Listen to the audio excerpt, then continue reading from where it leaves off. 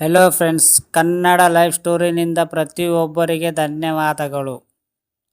Honeymoon ಬಗ್ಗೆ ಯಾರು ನೀಡಿದ ಸಲಹೆಗಳಿವು ನೀವು ತಿಳಿದುಕೊಳ್ಳಲೇಬೇಕು. ಹನಿಮೂನಿಗೆ ಹೋಗುವವರು ಸಾಕಷ್ಟು ಕನಸುಗಳನ್ನು ಹೊತ್ತುಕೊಂಡು ಹೋಗಲು ಸಿದ್ಧರಾಗುತ್ತಾರೆ. ಆದರೆ ಬರೀ ಪ್ಲ್ಯಾನ್ಗಳಲ್ಲೇ ಸಮಯ ವ್ಯರ್ಥ ಮಾಡುವಂತಾಗಿರಬಾರದು. ಅದಕ್ಕಾಗಿ ಯಾರೂ ನಿಮಗೆ ಹೇಳಿರದಂತಹ ಕೆಲವೊಂದು ಸಲಹೆಗಳನ್ನು ಇಲ್ಲಿ ನೀಡಲಾಗಿದೆ, ತಿಳಿದುಕೊಳ್ಳಿ. ಯಾವುದೇ ವ್ಯಕ್ತಿಗೆ ಮದುವೆಯಾದ ನಂತರ ಫಸ್ಟ್ ನೈಟ್ ಬಗ್ಗೆ ಅನೇಕ ಕಲ್ಪನೆಗಳಿರುತ್ತದೆ. ಹಾಗಾಗಿ ಪ್ರತಿಯೊಬ್ಬರು ತಮ್ಮ ಹನಿಮೂನ್ ಸಮಯದಲ್ಲಿ ತಮ್ಮ ಕಲ್ಪನೆಯನ್ನು ಪೂರೈಸಬೇಕೆಂದು ಬಯಸುತ್ತಾರೆ. ಮದುವೆಯ ನಂತರ ಹನಿಮೂನಿಗೆ ಹೋಗುವ ಮೂಲಕ ನಿಮ್ಮ ಸಂಗಾತಿಯೊಂದಿಗೆ ಹೆಚ್ಚು ಸಮಯ ಕಳೆಯಲು ಬಯಸುತ್ತಾರೆ.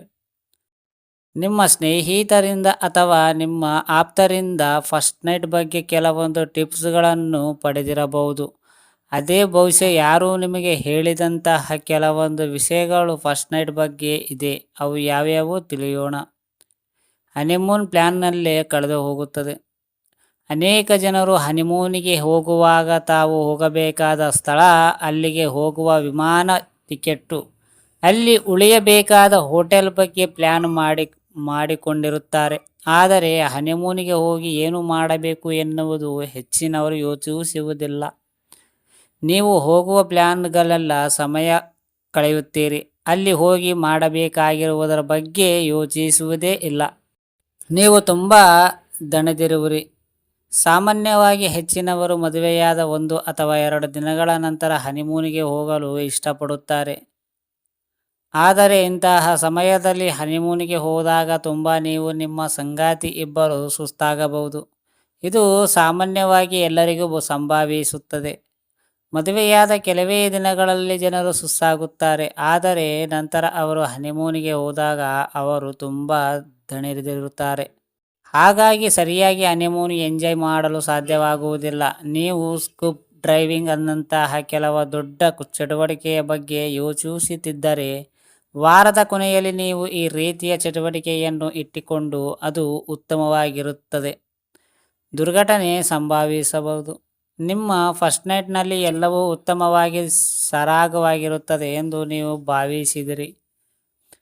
ಅನಿರೀಕ್ಷಿತ ಮತ್ತು ಅನಪೇಕ್ಷಿತ ಘಟನೆಗಳಿಗಾಗಿ ಸಿದ್ಧರಾಗಿರಿ. ಬಹುಶಃ ನಿಮ್ಮ ಹೋಟೆಲ್ ರೂಮ್ ಅಷ್ಟು ಸುಂದರವಾಗಿಲ್ಲದಿರಬಹುದು. ಬಹುಶಃ ನೀವು ವಿಮಾನವನ್ನು ಮಿಸ್ ಮಾಡಿಕೊಂಡಿರಬಹುದು ಅಥವಾ ನೀವು ಅನಾರೋಗ್ಯಕ್ಕೆ ಒಳಗಾಗಿರಬಹುದು. ನಿಮಗೆ ಏನು ಬೇಕಾದರೂ ಆಗಬಹುದು. ಇದಕ್ಕಾಗಿ ನೀವು ಮುಂಚಿತವಾಗಿ ಸಿದ್ಧರಾಗಿರಬೇಕು. ಯಾವಾಗಲೂ ಕೆಲವು ಔಷಧಗಳನ್ನು ನಿಮ್ಮೊಂದಿಗೆ ಇಟ್ಟುಕೊಳ್ಳಿ. ಇದು ಯಾವಾಗಲೂ ರೊಮ್ಯಾಂಟಿಕ್ ಫ್ಯಾಂಟಸಿಯಂತೆ ಕಾಣಿಸುವುದಿಲ್ಲ. ನೀವು ಸಿನಿಮಾದಲ್ಲಿ ನೋಡಿರಬಹುದು, ಫಸ್ಟ್ ನೈಟ್ ಅಂದರೆ ಒಂಥರ ಸ್ಯಾಂಟಿಸ್ ಆಗಿರುತ್ತದೆ. ಮಧುಚಂದ್ರವು ಯಾವಾಗಲೂ ತುಂಬ ರೊಮ್ಯಾಂಟಿಕ್ ಆಗಿರುತ್ತದೆ ಎಂದು ನೀವು ಭಾವಿಸಬಹುದು. ಆದರೆ ಅದು ಹಾಗಲ್ಲ. ಕೆಲವೊಮ್ಮೆ ನೀವು ತುಂಬ ಆಯಾಸವನ್ನು ಅನುಭವಿಸಬಹುದು. ಪ್ರತಿ ಬಾರಿಯೂ ನೀವು ತುಂಬ ರೊಮ್ಯಾಂಟಿಕ್ ಆಗುವುದಿಲ್ಲ. ನೀವು ಮನೆಗೆ ಬರಲು ಬಯಸುವುದಿಲ್ಲ. ನೀವು ಮೊದಲ ಬಾರಿಗೆ ದೊಡ್ಡ ಪ್ರವಾಸದಲ್ಲಿದ್ದೀರಿ. ನೀವು ಹಿಂತಿರುಗಿದಾಗ ಖಂಡಿತವಾಗಿಯೂ ನಿರಾಶೆಗೊಳ್ಳುವಿರಿ. ಪ್ರವಾಸದಿಂದ ಮನೆಗೆ ಹಿಂತಿರುಗಲು ನಿಮಗೆ ಮನಸ್ಸಿನಲ್ಲಿರುವುದಿಲ್ಲ ಮತ್ತು ಇನ್ನೂ ಕೆಲವು ದಿನಗಳ ಅಲ್ಲಿ ಕಳೆಯುವ ಬಯಸುತ್ತೀರಿ. ಮನೆಗೆ ಹೋಗಿ ಮತ್ತೆ ಅದೇ ಮನೆ ಕೆಲಸಗಳನ್ನು ನೋಡಿಕೊಳ್ಳಬೇಕು. ಆಫೀಸ್ಗೆ ಹೋಗಬೇಕೆಂದು ಬೇಜಾರದಲ್ಲಿರ್ತೀರಿ. ಫ್ರೆಂಡ್ಸ್, ಇದೊಂದು ಸ್ಟೋರಿ ಅರ್ಥ ಆಗಿದೆನಾ ಇಲ್ಲ ಅಂತ ಕಾಮೆಂಟ್ ಮಾಡಿ ಹೇಳಿ. ಈ ಸ್ಟೋರಿ ಕೇಳಿದ ಪ್ರತಿಯೊಬ್ಬರಿಗೆ ತುಂಬ ಧನ್ಯವಾದಗಳು.